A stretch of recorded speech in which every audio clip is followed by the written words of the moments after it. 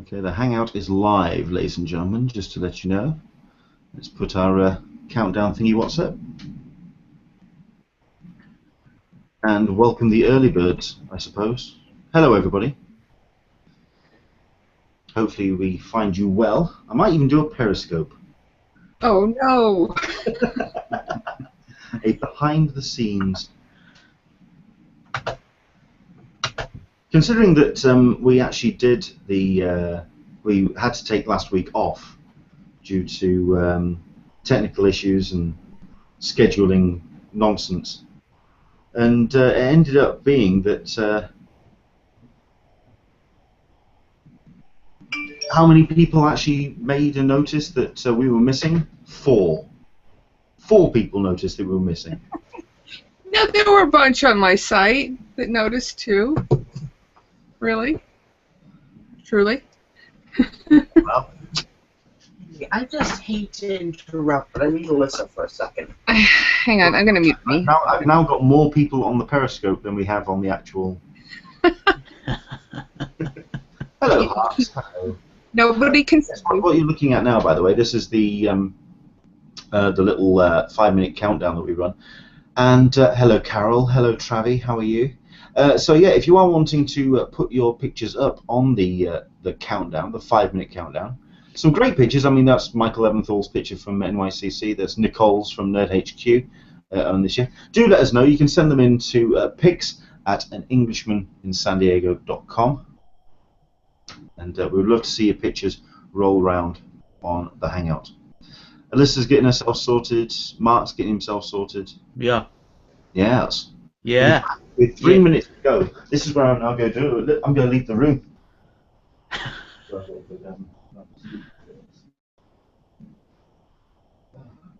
there, everyone. Downstairs.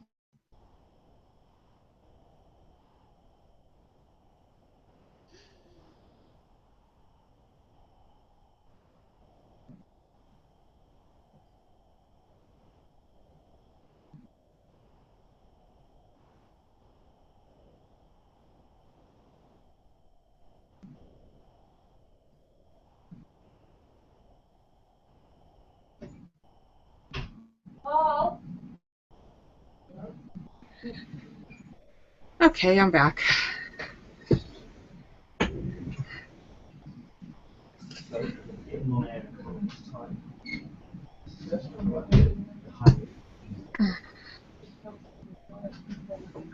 Stress.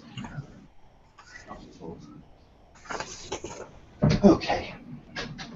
I've got my cup of tea now. Lost my notes.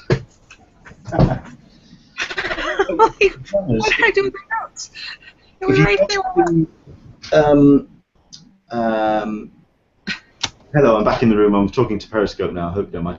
If you go to anenglishmaninsandiego.com, go to the menu at the top of the page and click on the blue diary, and it'll actually bring up the a cup of tea tab, and it brings up all the listings for the Hangouts, including the latest one, which is this. You go to that, you can watch us on YouTube, and you can watch us on Google Plus to take part in the Q&A. Lots of ways to interact. So there we go. So, I am back in the room. I have a cup of tea. And I have my notes for today's show, which I lost. Have you guys got cups of tea? Who, I me? do. No. Yes. Can you see me with my... Oh, she's got this. Alyssa's got the same mug as I have. I think. I do. I know mine doesn't have a name on it. Oh, my God. Because I got told off, but well, not told off. Baby Glanza turned around and said, "Ah, yours hasn't got your name on it." Oh, right. Okay, there's showing off and there's just bragging. Yes. So this would be showing off then, right? What's that? Let me have a look. It's no, my mug. Fair enough. Right, with 20 seconds to go, I'm going to click on that and put it sideways so we can also do Periscope that way as well. I probably won't do Periscope over the whole thing, just to let you know. who are watching on that. We do have some people watching on the Hangout, which is always fun. So there we go. Let's. So once again, we do the 5-minute countdown.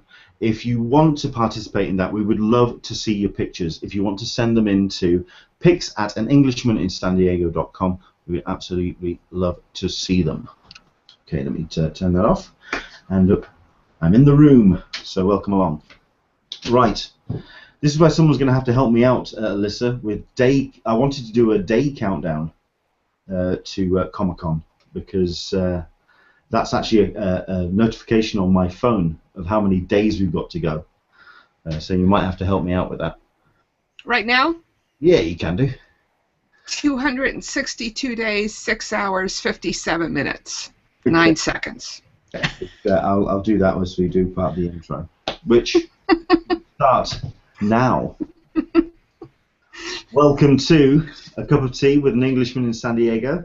This is Talking Comic-Con. It's our weekly hangout where we talk San Diego Comic-Con, international Comic-Cons across the globe, and of course con culture, which has taken place over the last 7 days. Or should we say the last 14 days, because due to a little bit of a scheduling issue, we weren't actually able to do a hangout last week. But if this is your first time visiting us today, welcome along. I know that there's several people who are very interested in the topics that we're going to be talking about on this week's show. So it's going to be about San Diego Comic-Con pre-registration, because it is the 1st of November, which, according to CCI themselves, basically is the start of the stopwatch. It is from here on in to San Diego Comic-Con 2016. At some point in the very near future, we will be getting the pre-registration badge sale. This is the badge sale that is applicable to everyone who took part and attended San Diego Comic-Con 2015. Before we go any further, just a couple of things I want to sort of like housekeeping. First things first, I'd like to thank everyone who does take part in the Hangouts, especially if you are participating in the Q&A.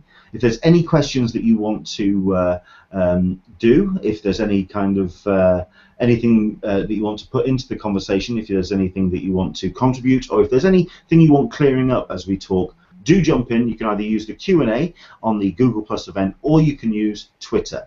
You can contact us using the hashtag #CupOTSDCC. That's that there at the bottom of the screen. #CupOTSDCC. We would love to hear any questions that you have. We really do appreciate everyone who supports us on the Hangouts and takes part, and a little bit more directly as well. I'd like to thank Jason Coe, also known as Corgi Commander, who has been very generous to myself. Either he's implicating that my audio is not fantastic on these Hangouts, or he's just wanting to give back to the Hangouts, which is fantastic. Thank you so much. He's very kindly bought me this blue Yeti microphone, which I'm using for today's Hangout. Thank you very much indeed, Jason. It's fantastic, and hopefully it will make the Hangouts sound a little bit clearer as well. So thank you very much indeed for that generosity. Right, we have ourselves 2 guests with us today. First and foremost, my partner in crime, as it were, my regular co-host on the Hangouts, which is Alyssa Franks. Hello, Alyssa. How are you? I'm well. I'm well. Getting ready. Reality hit me today that we are indeed, could be 1 week out. I am indeed looking forward to finding out Tuesday or Wednesday whether or not our next Saturday will be as hectic as I think it will be. Well, that's the thing, isn't it? I mean, we're looking at 37 weeks to San Diego Comic-Con 2016. Mm-hmm. We worked that out as days as well. What was that again? It's 262 days, 6 hours, and 53 minutes, according to my countdown clock. And I think I have it set to preview night 6 p.m. So when I say that the clock starts now, I kind of... So yes, we should be hopefully hearing in the next certainly in the next couple of days, if it's happening next weekend, which traditionally the pre-registration and indeed the badge sales do take place on a Saturday. That hasn't changed, I'm thinking, in something like 2-3 years now. So I don't see that changing. What do you think? What's been the thoughts on that, about a change of day, perhaps?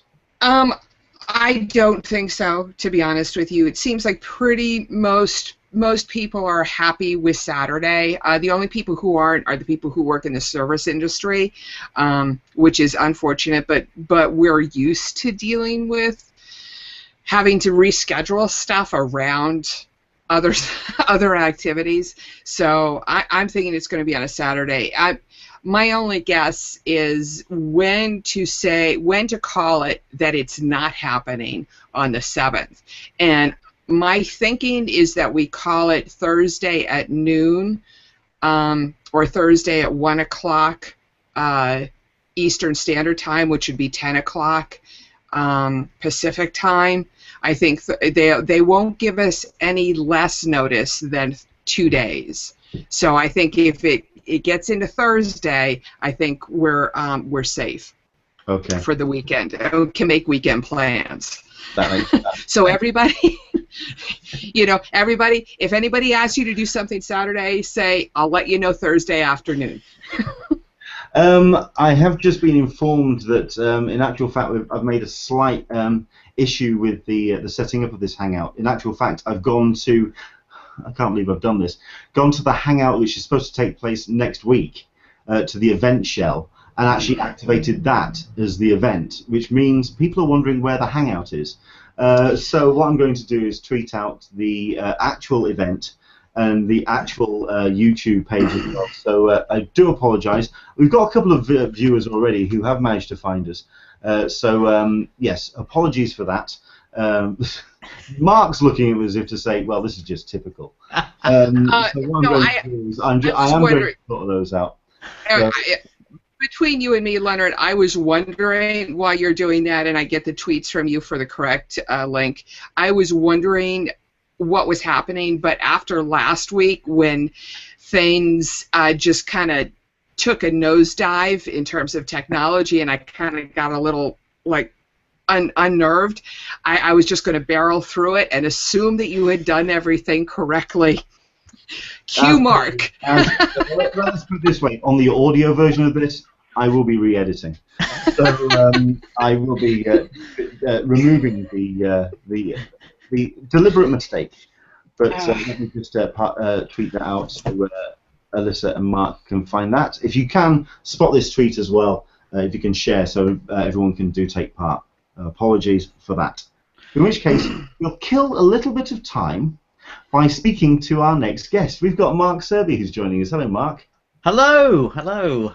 How are you? Yeah, I'm not too bad. I'm not too bad. It's been an eventful weekend, sir. I have. I've had an eventful week. Topped off yesterday. First off, obviously, it was Halloween yesterday, so I just want to point out I'm wearing a T-shirt that I bought at Comic-Con last year, as you can see. Nice. And it glows in the dark. Can you describe that for the audio? Yes, it is the Devil Pizzazzu from The Exorcist. Beautiful actual photograph as well. I don't know if I'll wear it out at night, though. It's a bit dangerous. Well, I can also imagine that's not exactly the T-shirt to open up the door to trick-or-treaters as well, because that would freak some people out. Well, that's how you keep them away from the door. I mean, some people will say I don't need the T-shirt, I've already got the mask on, but hey, that's fine, we'll go with that, you know. But yes, it has been eventful. Yesterday I was lucky enough to sit in a pub with Mark Millar, the creator of Kick-Ass and Kingsman and Chronauts and Jupiter Legacy, all of these. We sat in the pub for about half an hour, had a couple of pints and a very good chinwag, as we would say here. The interview, obviously, you're putting it up on your website soon, Leonard. Really, the guy is so nice. The guy was so nice. I could have sat there all day, and we talked about everything. We talked about comics, about films. We talked about his kids, about his wife.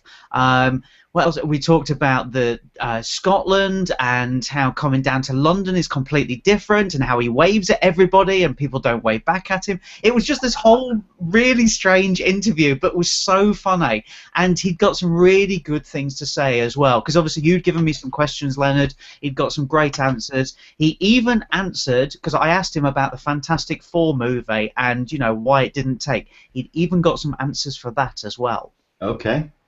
Well, I mean, if there's anybody who's going to have an opinion on that, it's going to be Mark Millar.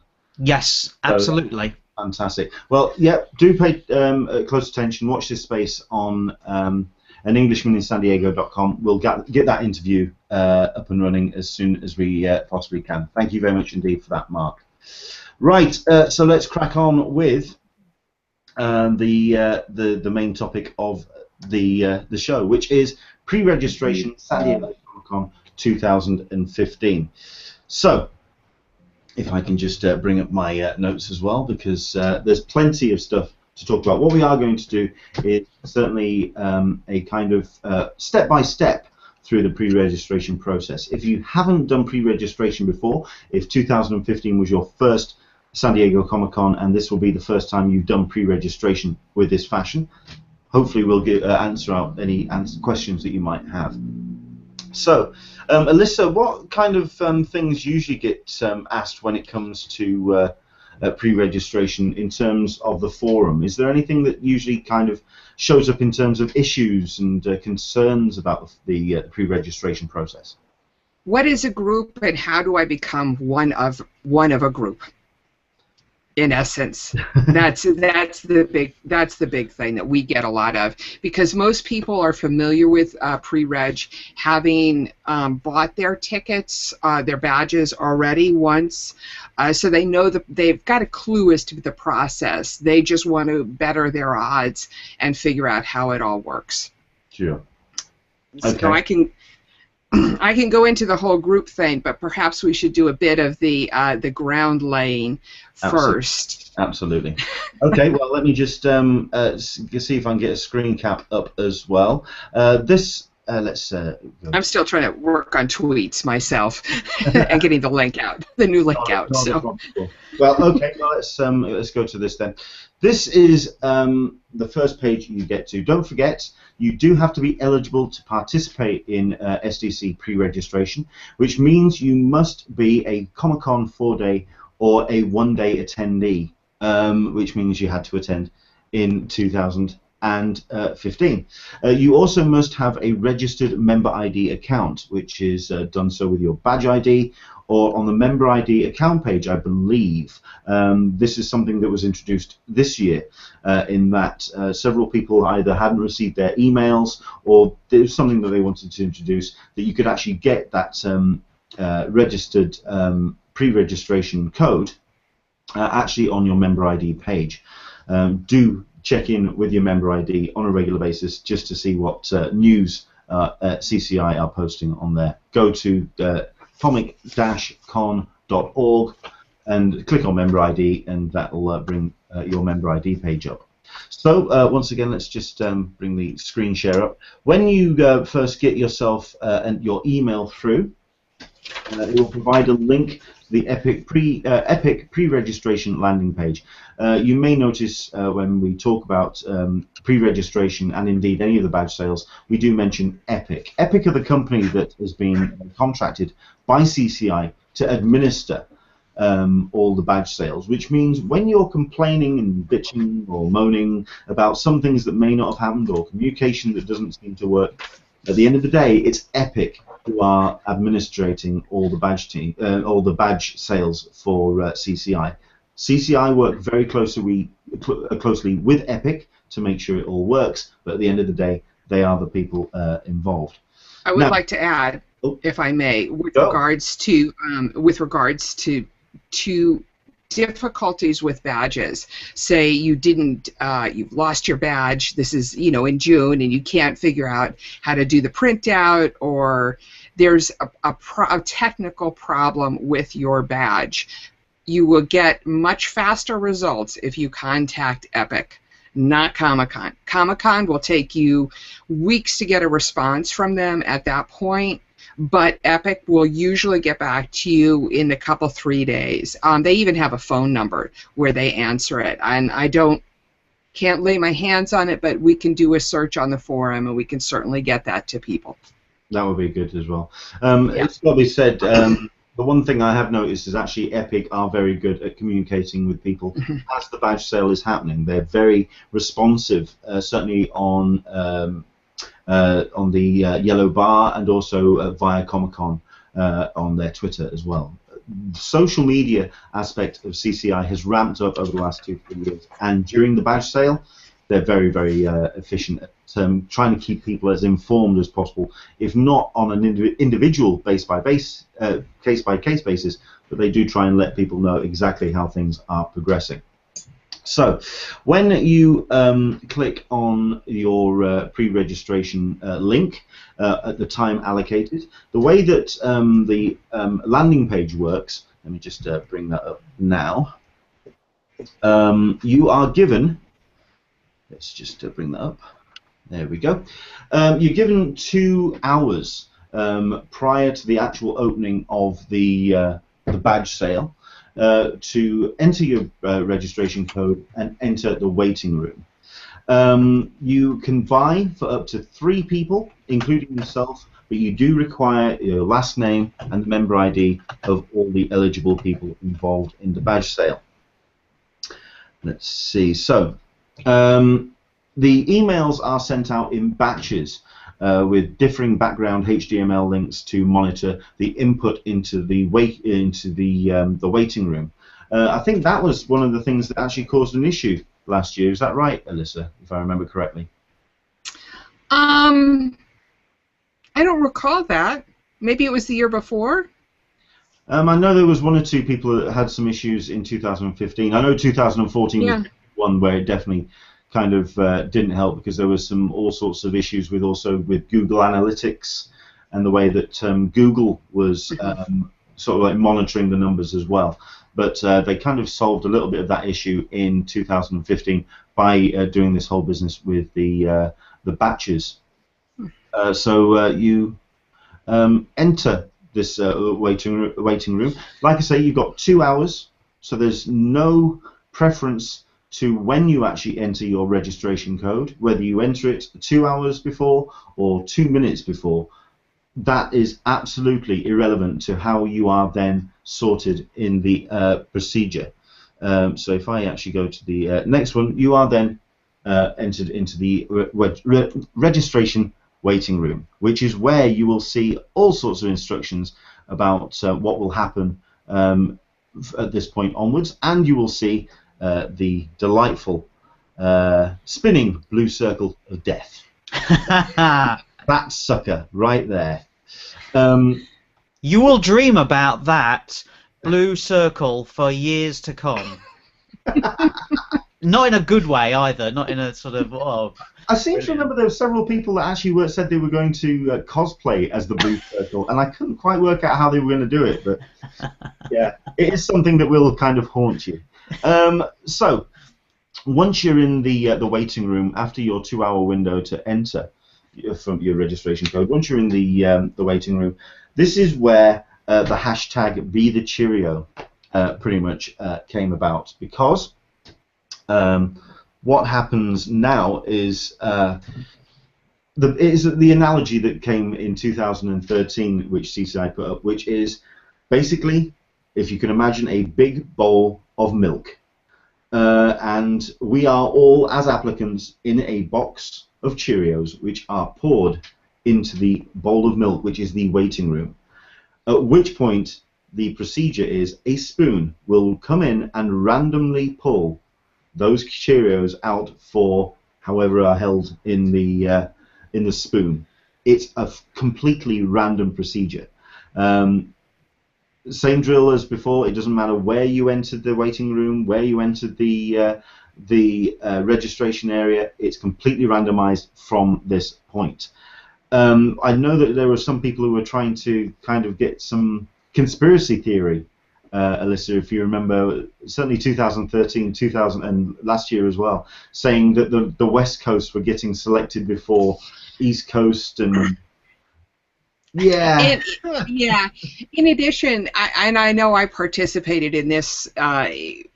People were keeping track of when they entered the waiting room, so that they could see if, oh, there's a pattern to it, and there ended up not being any pattern whatsoever. It is indeed randomized, which is pleasant. That way we don't have to try and game the system that way. which is kind of nice. It removes that from the concerns. I mean, I know a lot of people very much miss, and it was something that always keeps coming up, certainly the last couple of years, that they don't know where they are in that line of order. That's been removed from the process. Now, myself and Mark, living in a European democracy where this kind of thing pretty much sits as part of what we do as a culture. This whole kind of you will be chosen at random. We've kind of gotten used to it in the UK. I know that certainly in North America, this whole idea of not knowing exactly where you are in the process does kind of. It kind of goes to this personal autonomy. You know, I want to know if I have enough time to go to the bathroom. or you know, go downstairs and get a bite to eat, or this or that. So I've got some control over the process. Well, CCI doesn't. You know, that's not the way it works. So we have to adopt the European attitude of it will happen when it happens. You know, just enjoy the conversation. Start up a Skype call. You know, chat with your buddies. I'm not in yet. I didn't get polled, just for you know, point in fact. I have not gotten into buy a badge in the past like 2 or 3 years. I've always had to have people buy it for me because my Cheerio is unlucky. My Cheerio sinks. You know? Can that be a hashtag? Sinking Cheerio. Sinking Cheerio. Sinking Cheerio. I said it first. Pay attention to that hashtag next Sunday. My Cheerio is sinking. Sunk. No, sunk. Sinking. At the bottom of the bowl. It's not going to get selected. Well, we've got a comment already coming in on the Q&A, and this, I think, sums up the frustration that some people have. This is Michael Peath. Hello, Michael. I think there should be some kind of notification within the first 20 minutes to let you know if you should wait. It's understandable, but at the end of the day, the process pretty much kickstarts. Just to let you know about the timetable, we can't actually determine and tell you what the actual hours are in terms of when the waiting room will open, and from the waiting room to the actual sorting. But the usual timetable is you've got the 2-hour window for entering your code. Then the actual waiting room opens, and you're usually looking at around 15, 20 minutes, at which point the sorting starts. Would you say that's right, Mark, Alyssa? Yeah, I would say something like that. Yeah, I think it's as you said, it's on the stroke of the time when it goes live. Everybody thinks, right, okay, it's off, but it's not. The screen refreshes, and it then says, right, we're now sorting you into the groups, and then obviously it takes a little bit longer for that. And I think a lot of people might get a bit frustrated by saying, well, why aren't we in a group already? You've just got to wait for obviously them to sort in, and 10-15 minutes is their sorting time, and then all of a sudden you'll see the screen refresh and you'll know that you're in that group. So sure. The one thing I do know, a number of people who have have heard about San Diego Comic-Con, who maybe not necessarily gone, they've heard of it from, say, The Big Bang Theory, and that episode, which is where they're all trying to get badges for Comic-Con, and that episode actually aired the same year that they introduced this new system, where if you refresh your page, you pretty much lost any position that you did have, whether you entered a registration code or not. It basically sets you all the way back to the very beginning of the procedure. If you watch the actual sequence at the beginning of that Big Bang episode, it's F5, F5, refresh, refresh. Don't touch it. Don't go anywhere remotely near that button, because at the end of the day, it's all done at Epic's end. It's all listed and shown on the page. It shows on the screen that it does actually have the section "Do not manually." Just share that. There we go. There is. I have heard people say that if they've gotten stuck in the waiting room, that a refresh worked. It's your last resort. Okay. So it's one of those things that you have to use it extremely sparingly, and it's just like don't use your back button once you're in the buying process. It's that same kind of, because you have the chance of really messing things up, and it's, you know, only if you have no other options do you hit your F5. Okay. Because it has worked. Oh, right. I was completely informed that don't touch it.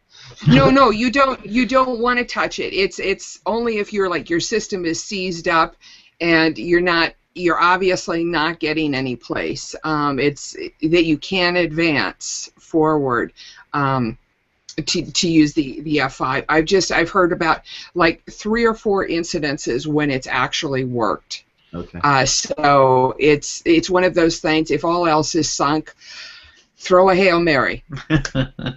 One thing I will say then, do pay attention to not only the spinning blue circle of death, but Exactly. also pay attention to the yellow bar. That does usually change messages every 2 minutes. So do pay attention to if everything's seized up, if the blue bar isn't, the blue circle isn't spinning, or if indeed your messages haven't refreshed within about a 2-minute period. The other thing about those messages is that if you're hooked into the social media, 9 times out of 10, people will repost what those messages say. So you can guess that within a minute or 2, you'll see that a new yellow status bar come up on one of your registration, on one of your waiting room tabs. Sure. First thing I will say as well, if you do have any issues in terms of frozen screens, crash systems, issues with the pre-registration process at all, screen capture your page. It's absolutely the big tool that you have in your armory. Make a screen cap. Use the function and print screen on your keyboard. Use Paint to copy and paste that screen and save it and render it to a file. Do make sure that you have screen caps available if need be. And a little just digression tidbit here. A lot of the San Diego people were trying for New York Comic-Con tickets, and their first instinct was there were some problems with the New York tickets because, you know, there were problems with tickets, and they immediately screen capped and got taken care of. So learn, if you don't know how to do it, to get the one window, you're not quick, practice. Excellent. Good tip. So into the registration waiting room you go. Like I say, you are randomly selected to go into a slot allocation. These sessions are assigned approximately every 10-15 minutes, so you are at this point pretty much in a waiting and a holding pattern. So once you're into your registration, once again, do pay attention to the blue circle of death. You then enter your registration session. Now, don't forget, from this point onwards, you have 15 minutes to complete the pages.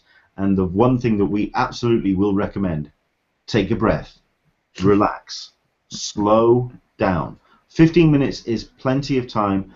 All the tickets that have been allocated to that registration session are now locked, which means it's a case of you just taking your time and going through the procedure. Put in your member ID and the last name of the person that of your member ID and last name, so you can actually start your procedure.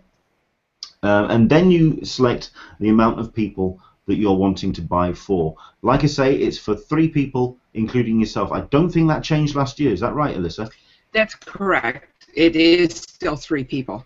Okay. Well, unless they change things. We haven't heard. Just as you probably can tell from the graphics on screen, these screen caps are from the 2014 badge registration.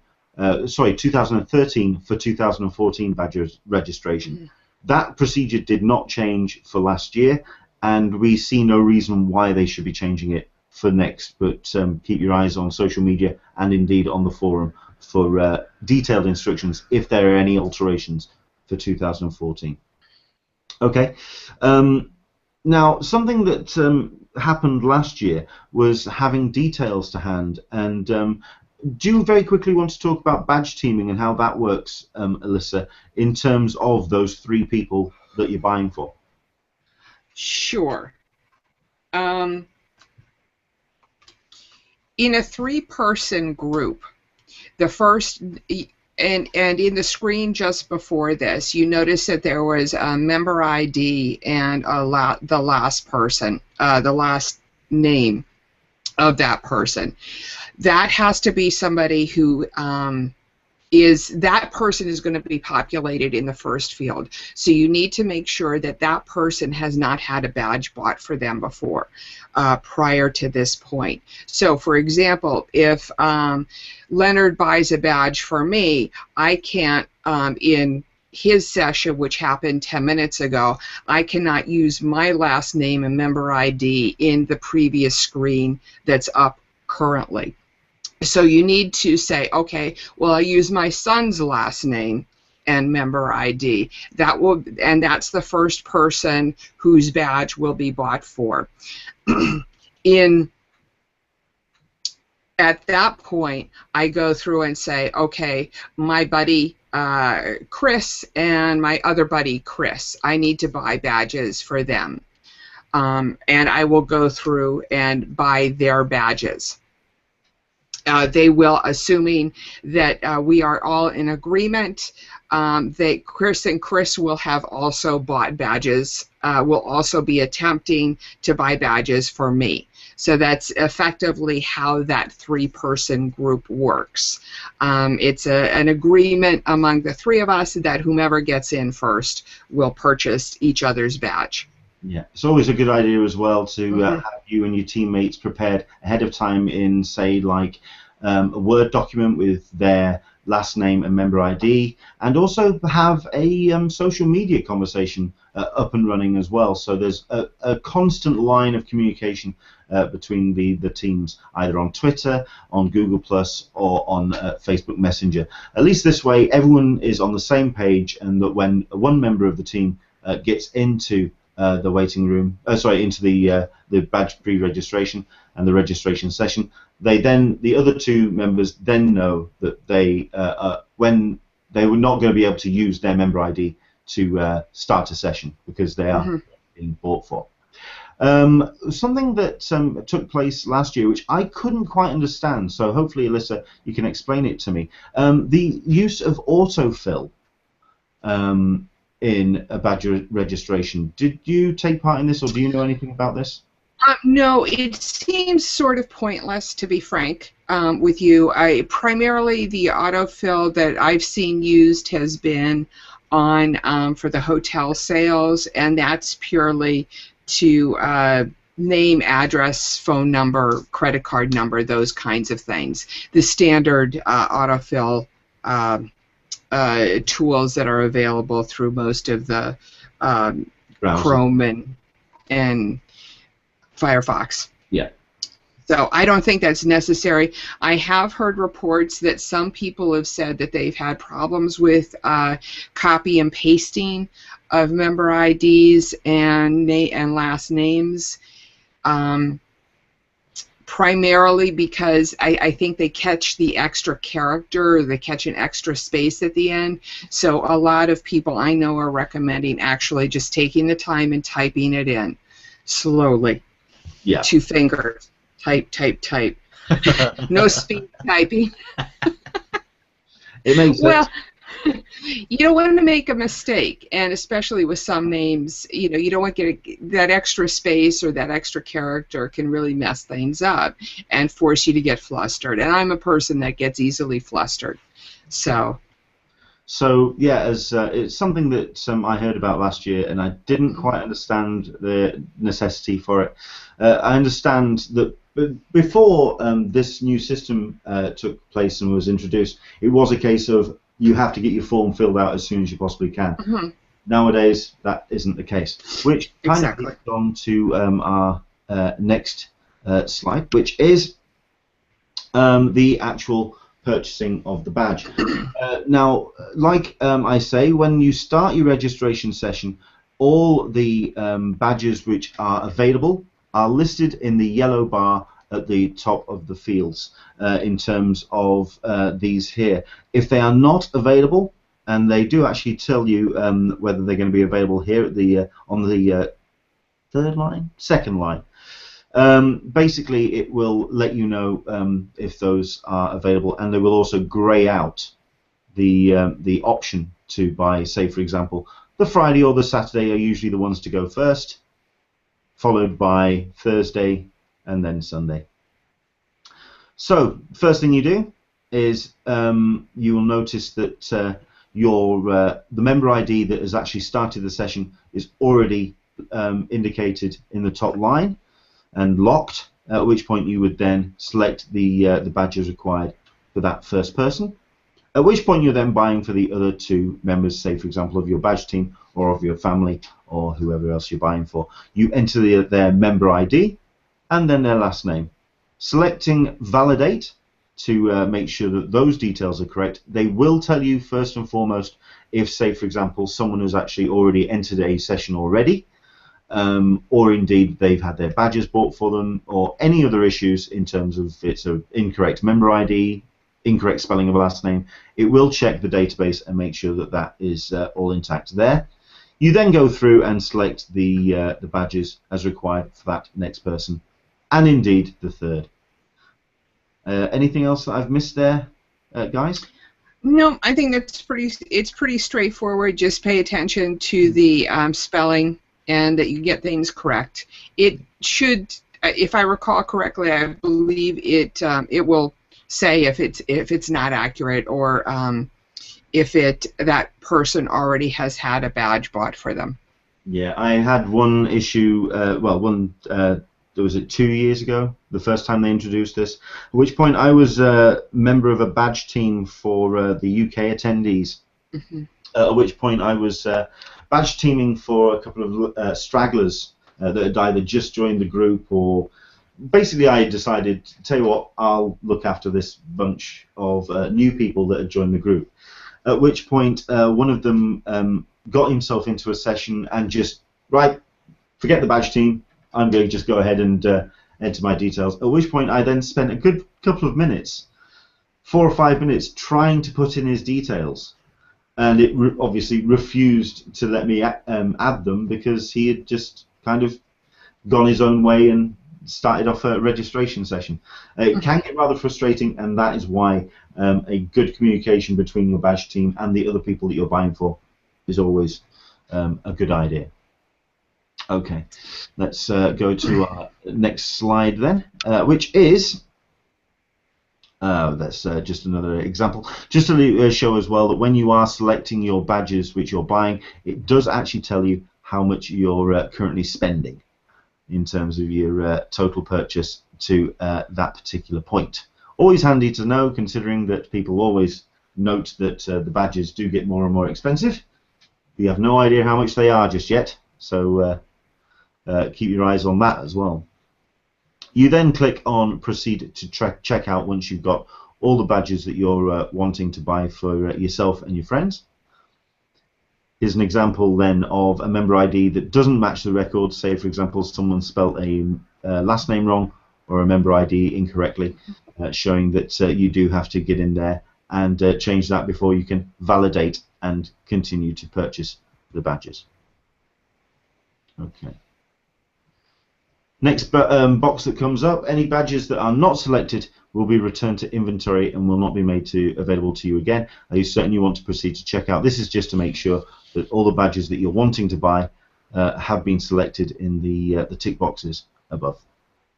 You're then taken to the purchase form, the billing and details for putting in your card details. And this is where people have been using their autofill in their browsers. Like Alyssa and I say, because you have 15 minutes, it's probably just the best idea to just take a breather and just type it in by hand. And you can copy paste your the credit card number that that's But you don't need autofill for a credit card number. It's probably not a wise idea to keep that in your browser in the first place. Yeah. Okay. So you're putting all your details in terms of addresses and lines, city, phone numbers, emails, etc.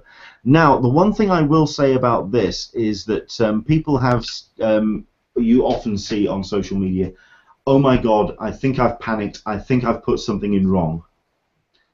Here's the thing, they don't just kind of shuffle it through a machine and then bounce you if something goes horribly wrong.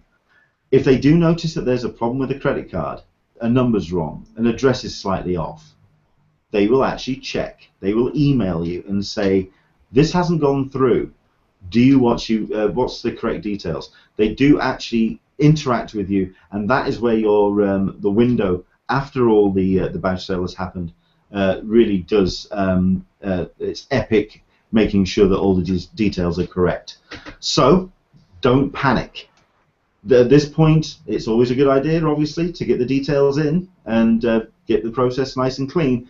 But if things do go wrong, if you put a wrong number in there in a credit card, don't panic. They will give you the opportunity to either put correct details through to them or reprocess the badge, the actual sale itself. So relax. Would you agree with that, Alyssa? Yes. Okay. A few years ago, just a digression, humorous story, I had a gentleman who contacted me and said, I suppose it's too late to get a badge. And I said, well, yeah. And he said, well, I had one, but I never got back to them. I said, well, try getting back to them. And he did. This was like 2 months before Comic-Con, and he was able to get his badge because they hadn't cleared the system, which is, I think they've taken care of that now. But it was just kind of one of those things of learning process. So yes, you will have some time. Don't panic. And not only that, but yeah, Epic will actually work with you to kind of make sure that that process works well. Let me just share that again. So one other thing as well, I know that this is a cup of tea with an Englishman in San Diego, and 1 or 2 European people taking part in badge sales. Yes, sorry to say this, San Diego, but we do come from abroad to take part in the Comic-Con. Some people do get thrown by this section here, the zip postal code. Now this has actually changed because it got to the point where it did just say zip, and some people were slightly thrown by it, and indeed the state province section. If needs be, you can leave those blank. They do recognise that United Kingdom does work on a slightly different formatting for the addresses, but the new form does take it into account of the 2014 form.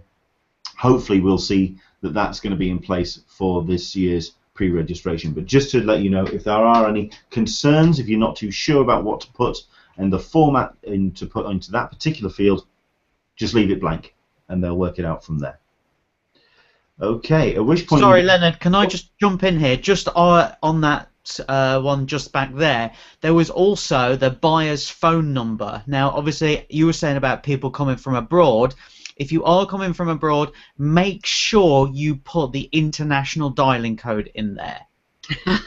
Because otherwise it's just not going to take it. And I'm not talking about the plus and then something. You've got to put, a 0 and then whatever it is. So it's just a string of numbers. There's no plus in it or anything else like that.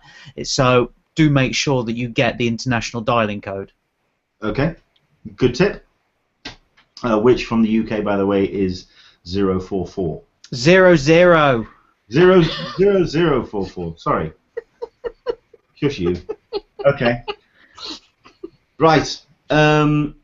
Let's have a look at where we are on this. So, on this page, then you are given the opportunity to edit and change any details. Say, for example, you have pressed edit and you thought, no, actually, that number is wrong. You can change and go back on this page. Do not hit F5. Do not hit refresh. at the end of the day, it will bump you from the entire process.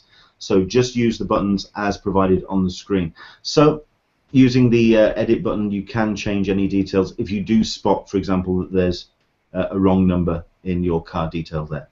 You can also get in and change any of your details for the individual badge selections, and at this point as well, you can also consolidate your badges into one 4-day badge for the weekend, which it does actually say here. If you have done so, if you've selected Preview Night but choose to remove any one of your single-day badges at this step, you will automatically lose your Preview Night badge and you will not be able to go back and retrieve it. Are you sure you want to continue? Well, that's exactly where you're given the opportunity right there. So, for example, this Oberon Martel has selected all 4 badges and has also selected Preview Night. If you remove any of those, like I say, it will automatically try to remove that Preview Night badge. Okay, at that point, you then type agree in the box, agreeing to the terms and conditions. Has anyone actually ever read the terms and conditions? No, we're too busy pressing the button. We just want the tickets. Give us the tickets. Yes, it's right up there with the Apple terms and conditions, which, by the way, does actually give them the right to your firstborn, and I believe sells your soul to several deities, which is always a bonus. And I believe the CCI is very similar in terms of the terms and conditions. Hitting agree or typing agree into there, doesn't matter if it's uppercase or lowercase. At which point you then hit process order, which, if you're lucky and everything's gone smoothly, the order has then been submitted. Same drill for everybody on this one, that a acknowledgement email will be then sent to not only the buyer's email address, but as far as I remember, and Alyssa, you're going to have to help me out on this one, does an email also go out to all the people, you know, so all the member IDs that are part of this particular process? So, for example, on here, you've got Oberon Martel, who's the person who started the actual process. Right, then, I believe so.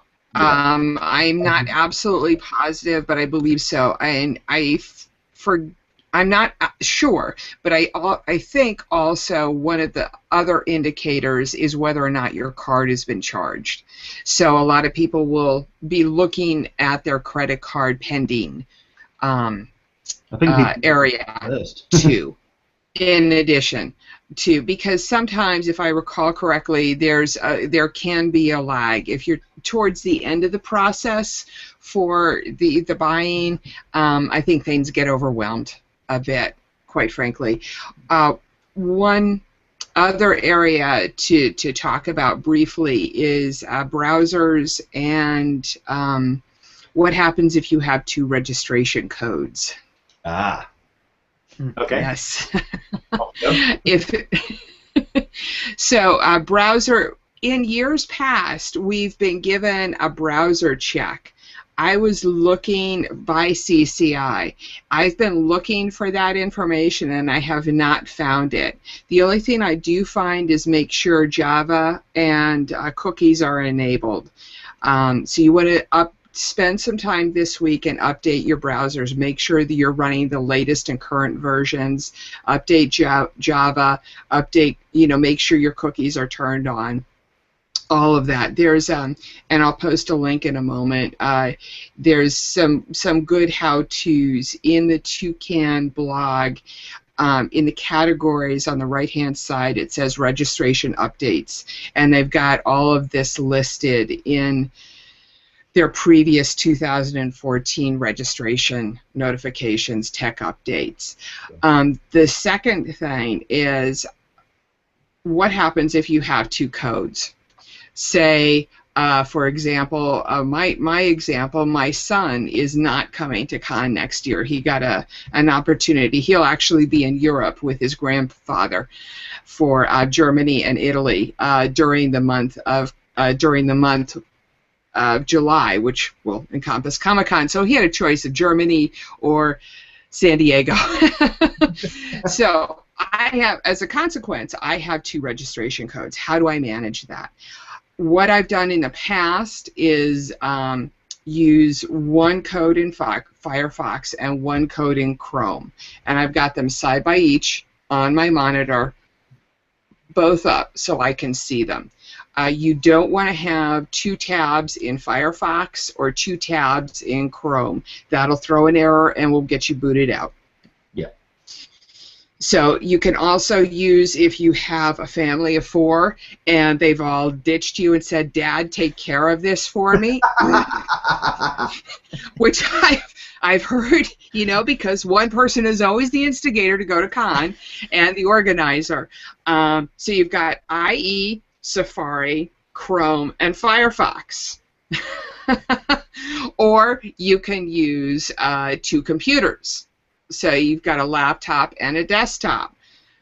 So you get inventive and get creative. The problem comes when you get in on two logins at the same time. So usually what I recommend is get a buddy over there, give them some beer, and say, "Okay, I need you to sit here with me, and if this happens, here's what I want you to do." So, you know, just to help out, say a family, I use the example of a family of 4 because, you know, Mom, Dad, and Junior number 1 get in on one code, and you need that fourth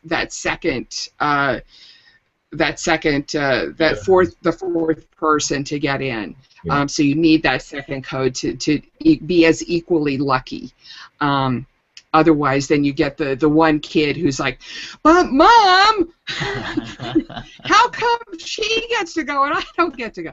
You know, you get into those kinds of situations, which can be amusing to deal with, and I actually feel heartbroken for those people.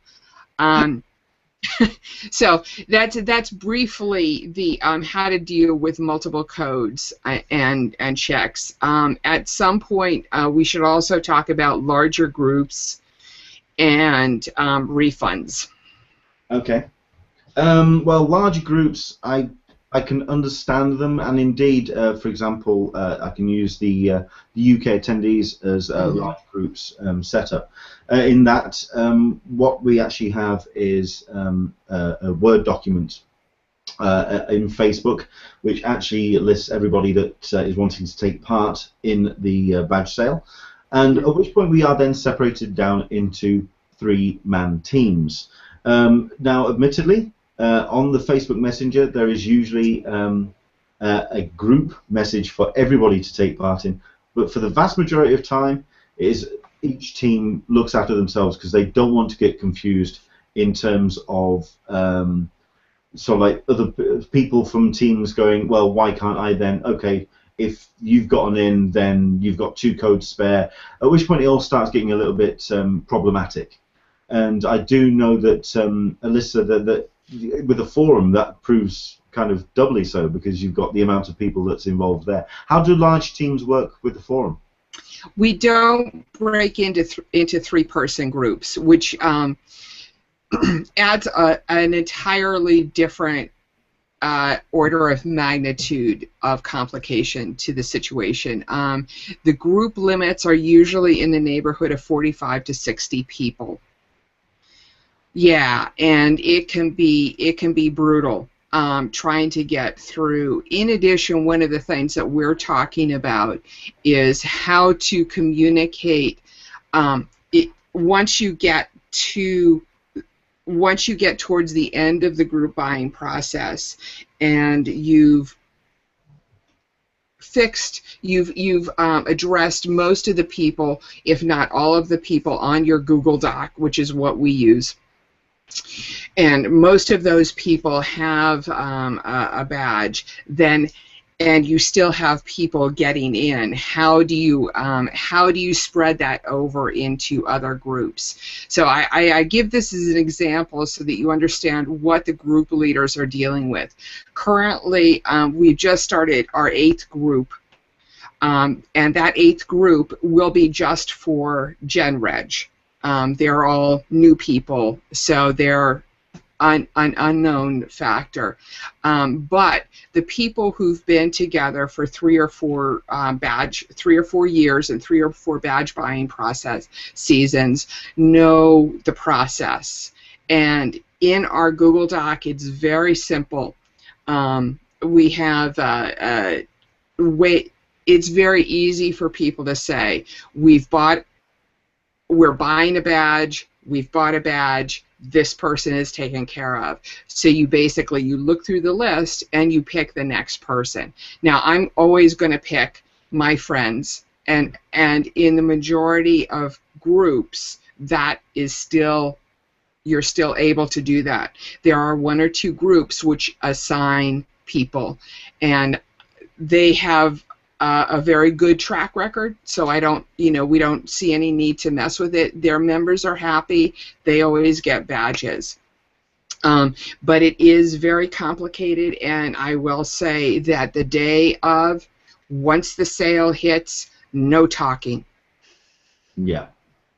Just I see Mark nodding there. He's agreeing on that one, because it can get very problematic when you've got all these lines of communication open, which is why with our groups we kind of like stick to the group that we've got. We stick to the 3-man team, because otherwise, if we then start dealing with a line of communication with 70, 80 people, it can get very problematic.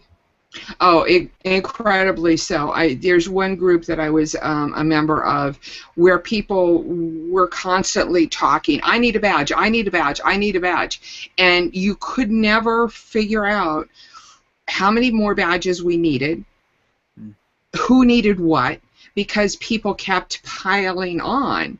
And you have to, if you want to be a part of a larger group and not in a 3-person block, you have to go by the order that the leader sets. Yeah. There's no way around it. Or not participate. That's always your prerogative.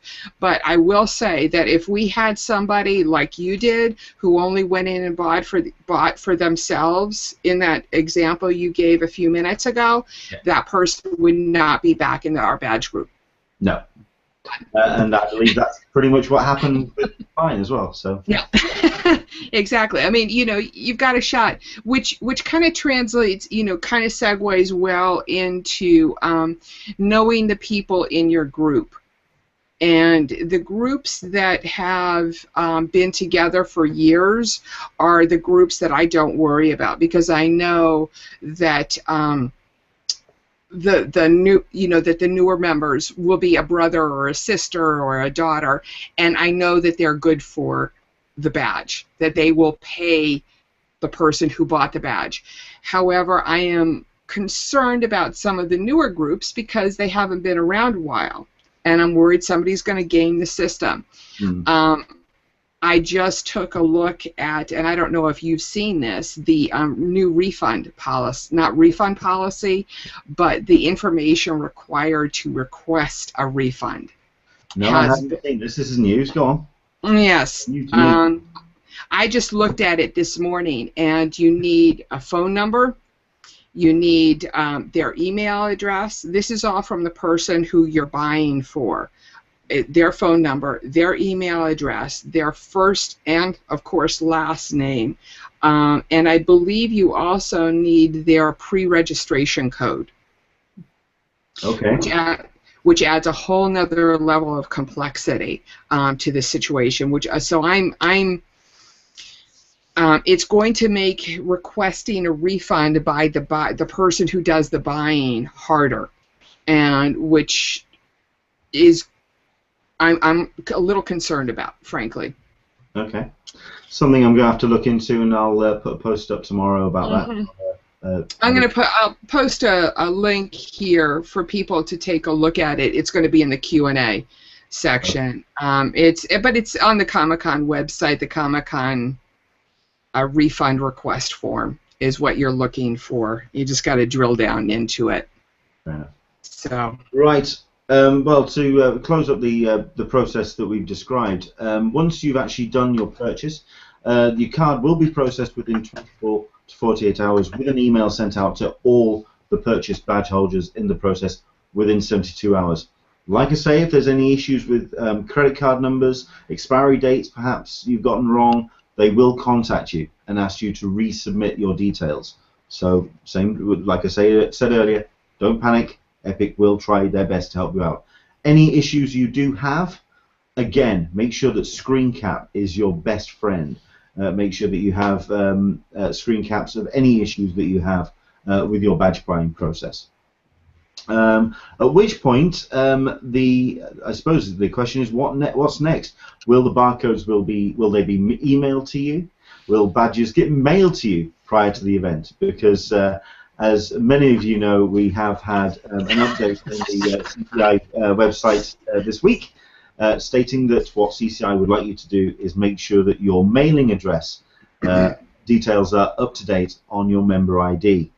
I can only imagine the reaction on the forum to this, Alyssa. But so we'll go to Mark first, especially for people from abroad and how that's going to play into it. I mean, the suggestion that actually is listed in the post is that they are considering mailing out badges. What do you think about that?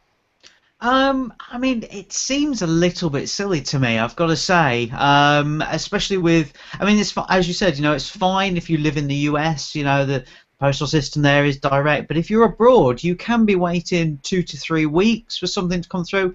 I mean, you think you get an email and they say, yes, it's on its way, and then you panic for, I don't know, 12 days, 14 days, 21 days. When do you get in contact with CCI and say it's not turned up? And they go, no, no, just wait another 2 weeks. I mean, it just seems crazy to do that for people abroad. Maybe in the US, I'm sort of the opinion of just leave it as it is. I kind of like going and getting the badge. It's kind of fun. The people who you get the badges from are really good fun as well. They all like to talk as well. So I like that. I like the way it is at the moment. Posting badges, I don't know. I mean, it's, well, yeah, no, I'm not going to say anymore. Fair enough. And I can imagine it's been a very similar reaction on the forum, Alyssa. Yes and no. We've had, a lot of us have had the experience of the New York Comic-Con. So we already have gotten badges in the mail. The question, while we may have an issue with regards to lost in the mail and all of that, is if you receive your badge 2 or 3 weeks prior to Comic-Con, and it's a paper badge, what's to stop you from scalping it? Mm-hmm. Yeah.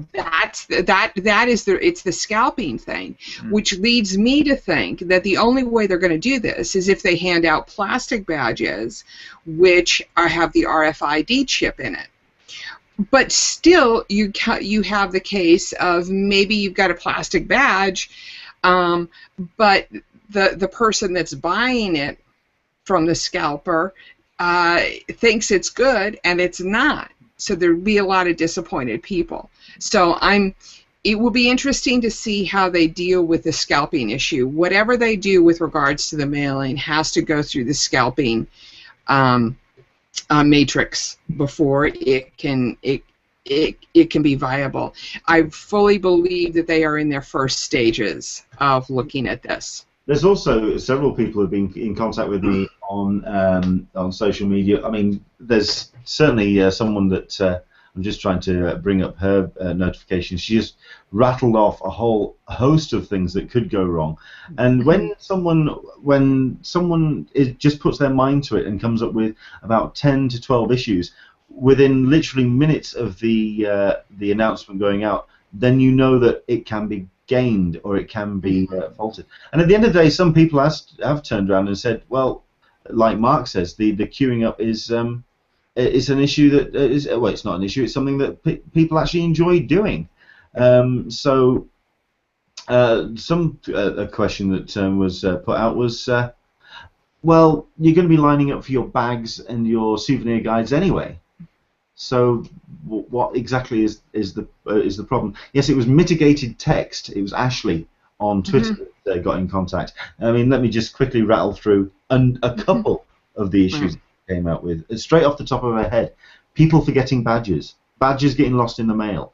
It's going to be easier for people to claim fake badges, international shipping.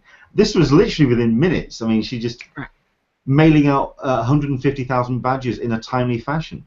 On-site badge resolution. Lines will remain for the bags and the programs. How will preview night work in terms of a sticker? Is that going to be a sticker again? How's that going to make sure it's going to go in the right envelopes? The manpower to actually stuff 150,000 badges in envelopes. The daily slip covers. How's that going to work with volunteers who get multiple days? It's just a minefield of issues. And while I completely understand where CCI's motivation is, they hate lines. It's as simple as that. They absolutely hate lines at Comic-Con. I guarantee they hate the whole business with Hall H lining. They hate Ballroom 20 lines. If they could get rid of them, they could. But at the end of the day, I suspect on this one, the attendees are just going to come along and kind of make it an issue anyway. But the thing is, you're saying about Hall H lines and Ballroom 20 and everything else like that, they're consistent lines, whereas badge buying is not consistent. It's not there throughout the day. This is why it's a completely different issue with badge getting lines, in that as soon as those doors open, people are in there. That's it. You know, there's no waiting around outside for long or anything else like that. So it seems weird that they would want to stop the badge line, which is the quickest line out of anything you've ever seen at Comic-Con. I actually think, Mark, it's more along the lines of wanting to mitigate the cost of the of printing the badges out at Town and Country and down there, and figuring that would offset the mailing cost. I still think, though, that the biggest problem is going to be the scalping. Yeah, you want a badge? I can get you a badge. Don't worry about it. I'll sort you out with a badge. I'll sort you out with the plastic as well. It'll look authentic. Oh, yeah, that's easy. International shipping, to be frank with you, I don't think that's going to ever happen. That's just too problematic. You guys are always going to have to pick up your badges. I shouldn't be so definitive, but I am. I'm sorry. We know our place. It's okay. Hey, that's why I'm comfortable being on the show with two Brits, because at least I can, speak of my mind. Thanks. Okay. You're welcome. Well, that is the pre-registration. If there's any comments that you want to place either in the video below on YouTube, or if you want to continue the conversation, of course you can get in contact with us on any of our social medias, and of course you can contact me at Englishman SDCC, where we'll continue this conversation using the hashtag SDCC pre-reg. Now, the question has actually come up. Michael P has put, and we've had it at the top of the Q&A for some time now, what is the best guess at this point for pre-registration? I'll put my neck out first, if that's all right. Okay. I personally think, with everything that we've had in terms of communication from CCI, they want to get it done sooner rather than later. In which case, for me, I'd say keep an eye on your inbox this Tuesday and Wednesday. I think it's going to happen this Saturday. Okay? Alyssa? I initially would agree with you. However, we have not gotten tech checks, and we have not gotten the preliminary groundwork emails. And I think that if we don't receive those Monday or Tuesday morning, we're looking at the following Saturday, the 14th. You've talked before about weekends that you don't want them to happen. There's a couple of U.S. holidays coming up. Right. Which one is that? Well, Thanksgiving is the 28th. It's not going to happen then. Nobody is going to interrupt. CCI is not going to interrupt their vacation for the badge sale. The 21st is problematic because a lot of people will take the Monday and Tuesday off, and so they'll take that whole week off. So I don't think it's going to happen the 21st. So basically the next 2 weeks. Right. If it's not the 14th, then I'm guessing December 5th. Oh, wow. So. Yeah. Okay. Exactly. I'm just a kind of a little. I'm getting a little waffly because we haven't. I was going through the Tlkin blogs and not getting the feeling that they've done the tech thing. But maybe they're so it's so sorted by this point, and they're so confident. You know, we've gone through a number of these systems, and maybe if I'm sorry. That they can just do it in a week. That they can make the announcement Monday, Tuesday, and the prep emails out or the posts on Wednesday, Thursday, and then into the weekend. Okay. Let me repeat myself before we go to Mark, though. For the people who missed the beginning of the show, I said that if we hadn't heard by Thursday at noon, I think you could go ahead and make your weekend plans. Noon Pacific time. Fair enough. So that's the last point, you know, so keep Saturday free until then. Unless, of course, they're deciding to change everything and they're going to send emails out on Friday for Saturday. Right. Then who knows? That would be. All bets are off. I'm sorry, but that would be fantastic. That would be just kind of, okay, let's see who's really paying attention. Yes. You know, at which point I'm like, David, please, what's going on? Help us. David will answer. This week, next week, December? This week. This week. I have a theory, which I'm not going to divulge on here. I have a personal theory, and it fits in with it being this weekend. Okay. Yeah.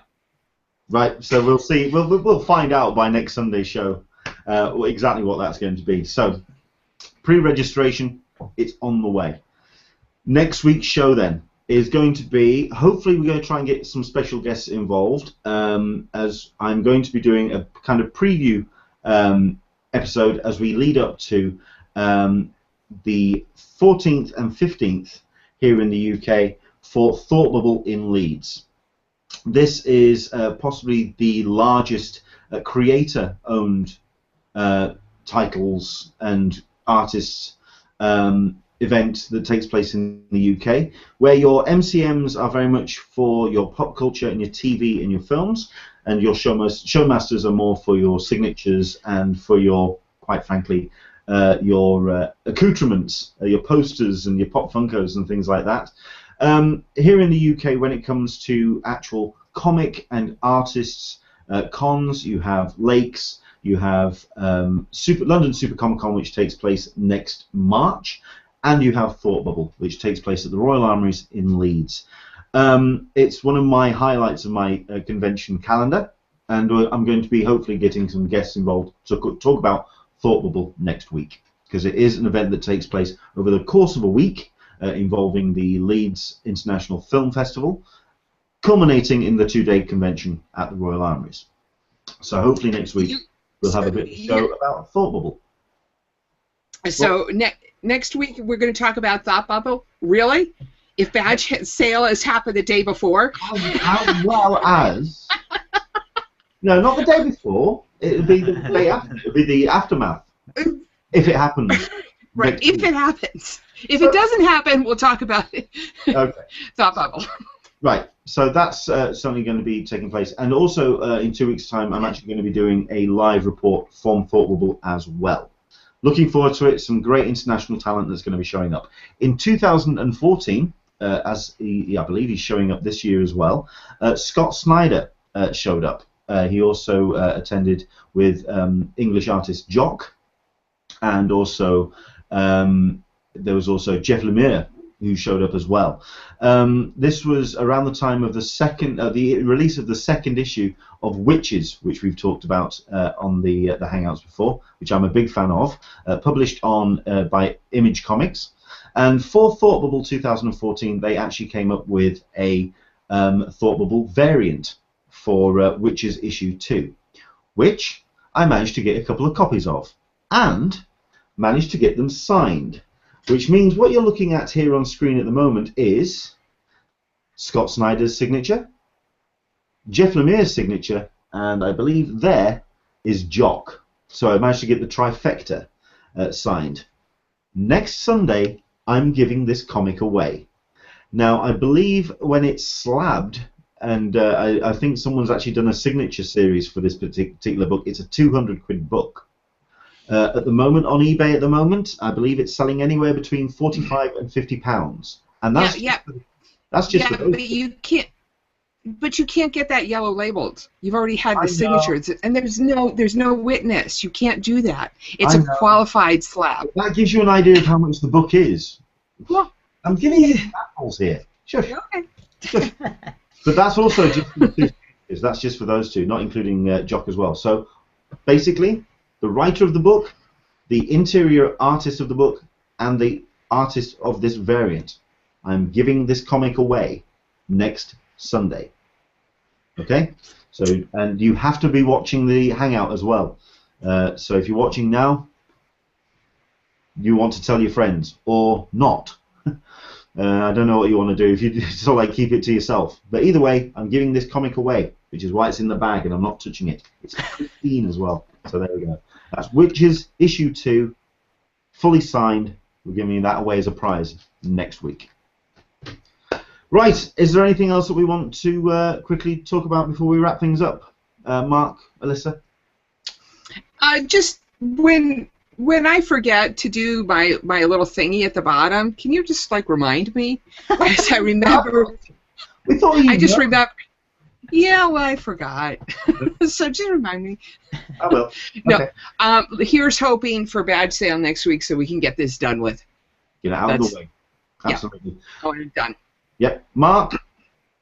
Well, we've been so busy talking about, obviously, badge sale, we haven't had time to talk about James Bond. Oh, we're out of time. Never mind. We won't talk about James Bond. Never mind. What a shame. Yes.